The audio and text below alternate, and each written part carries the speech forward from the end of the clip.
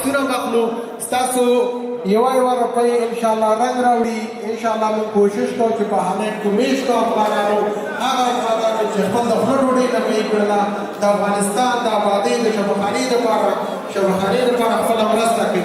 ماشاءالله ماشاءالله ماشاءالله. جزاک الله جزاک الله جزاک الله. الله سبحانه و تعالی این جسم بنا بکنه.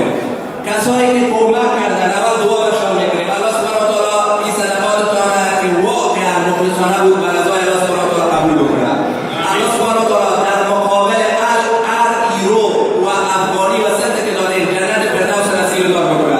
الله سبحانه و تعالی مشکلات شرعی را رفع بکنه. الله سبحانه و تعالی اولادای صالح با ایمان با عزت چراغ‌های روشن خانه‌تان بگرداند.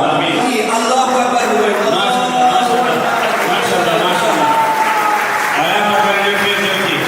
الله سبحانه و تعالی در تجارت اینا و کسانی که ابزار پرواز در وطنیات صاحبشان، پادشاه صاحبشان، آشینی صاحبشان، الله سبحانه و تعالی در کارشان برکت بیاورد.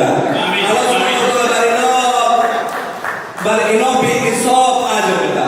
الله سبحانه و تعالی اولادای صالح نصیبشان